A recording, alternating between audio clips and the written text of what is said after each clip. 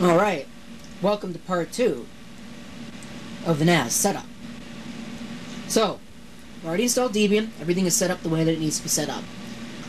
So we need to do, is we need to edit. I'm going to use nano since VI seems to be completely screwed up on this system. etc/apt/sources.list. This is contrary to what they say on their website, but I'm doing it this way because, well, you don't need to do what they do on their website. This is so much easier. At the end of this, where we see stretch updates, previously known as volatile, we're going to put in a note to ourselves that this is OpenMediaVault. Need to put in deb. Let's see, what's the URL? http packages.openmediavault.org.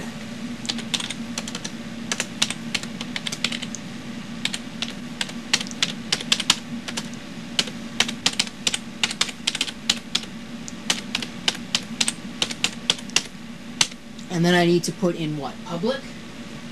Public space Arrakis space main.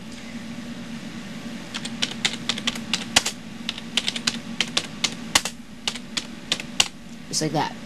So, they got a bunch of other listings for developers and alternative stuff. I'm not going to bother. That should be good, so we'll save that file.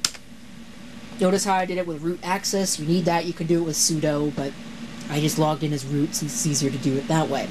Now, the next thing you're probably going to want to do is you're going to want to go to apt update, and it'll complain at you. You might be able to see here. It focuses. No public key repository is not signed. Updating from such a repository can't be done. Security is therefore disabled by default. So that is kind of a problem. We can't just install OpenMediaVault. So there's a couple steps that we need to follow. First thing is first, we need to run apt-get update, which will do it insecurely.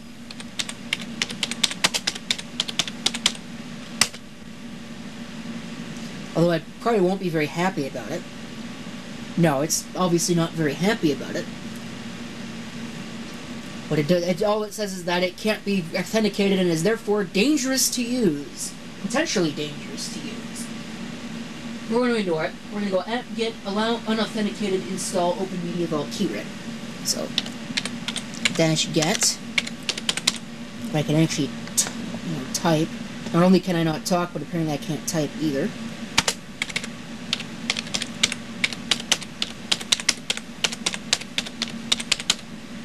Allow unauthenticated, and what else? Install OpenMediaVault keyring. This will install the key that we need in order to continue, so to deal with this error message that we're getting.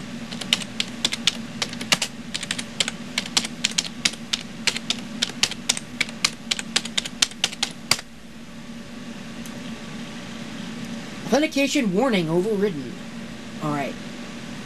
So, now we can run apt-update. I did actually manage, I did install all the upgrades, so all packages are up to date.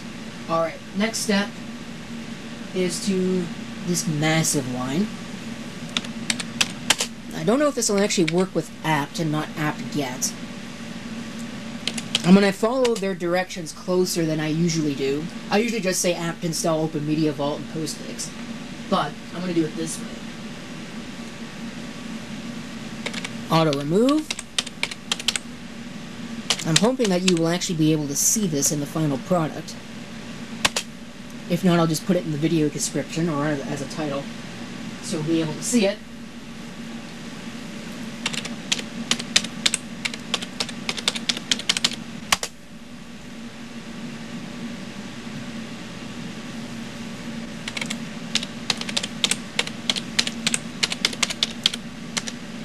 Allow downgrades. Let's see. Allow change held packages.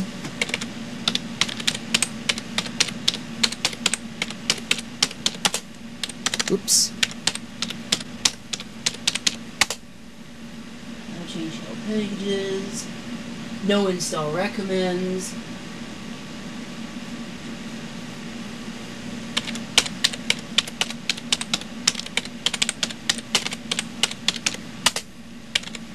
Then we got some option things that we need to put in. No, I'm not going to bother. I'm just going to go install postfix OpenMediaVault. Enter. What does it think of that? Look at this mess. So yeah, there is a lot of stuff that is going to happen here.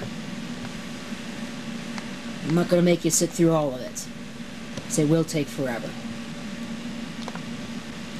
You can just get an idea as to how much work it is actually doing. Quite a fair amount.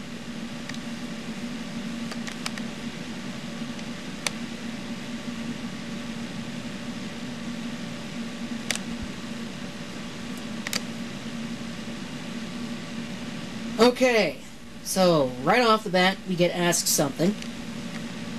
So we are going to go ahead and select no configuration to leave the current configuration unchanged. You may want to change it, but I am not going to change it. So we'll just hit enter, and it will continue on with its merry little process of installing all this junk, which will, as previously mentioned, take forever.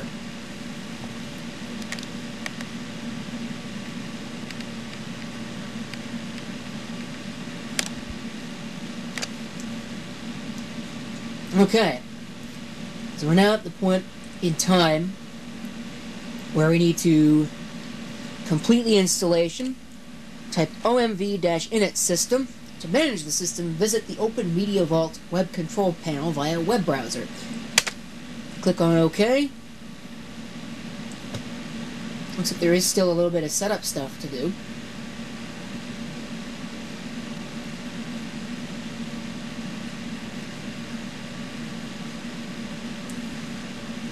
We'll do what it says, omv-init system. And we'll see what it has to say about that. Complains about missing firmware files. I don't really know what that's for. I don't think I care. I was complaining about Linux MD RAID. MD admin does not contain any arrays. Who cares? So, I just complained twice. I wish it was a little bit more verbose than what it is. Maybe there's a flag that I could pass to it to make it verbose. But it didn't fail, so I guess there's one thing. So I'm going to reboot the machine one more time. You notice we had a beep there that we didn't have previously. This is a short little part of the video because this is the last thing I'm going to do before I move on to the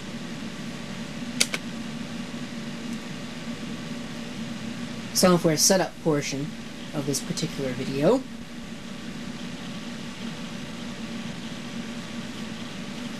Yeah, I'm not exactly sure where the assertion that this was a slow drive came from. So there we go. OpenMediaVault Arrakis, manage, go to this IP address, and all of that. So this is actually what it's supposed to look like. I don't know if anybody saw my, what was that HP Vectra VL400, where it wasn't giving me this. I think the reason for that was actually because I changed the system so it couldn't figure it out.